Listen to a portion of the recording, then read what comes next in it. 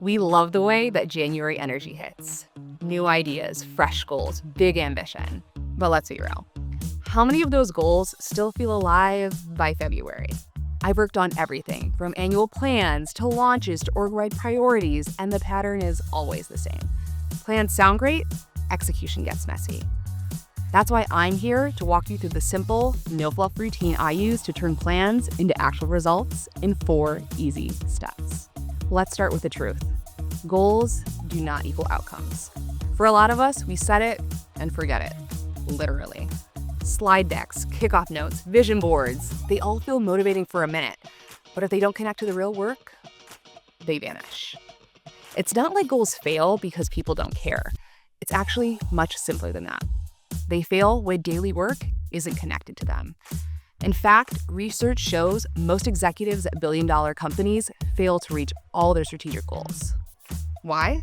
Because strategic planning only works when execution is a part of the plan. Kicking off with step number 1, set fewer, better goals. Every January, I want to do everything. Launch a new initiative, overhaul a system, grow by 30%, fix team culture, hire better, sleep more. I remember one quarter, I was obsessed with the idea of a level up our team culture. I even gave it a project in Asana. But every time I went to update the status, I was stuck. What was I checking? Did we high five enough? It sounded important, but it had no finish line, so it just faded away.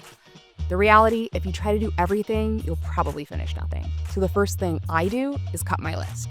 I pick 3 to 5 goals. Full stop. That's it.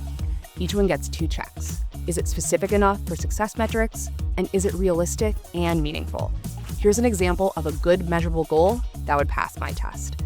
Reduce customer churn from 10% to 7% by the end of Q3. It works because it's specific, it's time-bound, and it's meaningful. This helps me get rid of those vague transform the org and level up the team goals. Instead, I define outcomes I can actually work toward. Okay, so here's where most of my plans broke down. I wasn't connecting my goals to the real work I had to do to hit them. Which brings me to step number 2. You're going to want to tie every goal to an action. My rule is, if a goal doesn't generate real work, it's not a real goal. To build my plan around actions, I ask 3 questions. What projects and initiatives bring this goal to life? What milestones tell me exactly if we're on track this month? And who owns what? And what are their firm deadlines? This is where a system stops being optional and starts being essential. For me, that system is Asana. This isn't just a place to hold my to-do list, it's the bridge. I link each overarching goal directly to the active projects, assign clear owners, and build in things like recurring check-in tasks and status templates. With Asana, my goals don't get buried in a yearly presentation file. They stay visible, right next to the work we're doing every single day. So, if my goal is to reduce customer churn from 10% to 7% by Q3, my action isn't do better. My action is a concrete project. Launch a dedicated customer success check-in project by April 1st, with milestones to complete an A/B test of our new onboarding emails and tasks for drafting and review cycles. To make sure all this work gets done, I schedule it in a calendar. Which brings me to step number 3, schedule the work. I use a simple cadence to help me with this. Monthly check-ins with my leads, quarterly status reviews for stakeholders, and weekly look-backs and one-on-ones to see if we're still working on the right things. And none of this takes more than 30 minutes, but it forces momentum, and it keeps goals from fading into the background. But the easiest check-in in the world doesn't matter if no one sees it. That brings me to my final step. Step number 4, make goal visibility your default. You know what really kills execution? Silence. I learned this the hard way on a major cross-functional project a few years back. The project owner was doing everything right. He was logging his status updates perfectly in a spreadsheet on his desktop. When a critical dependency came up on my side, I had no idea he was locked, and he had no idea I needed his input.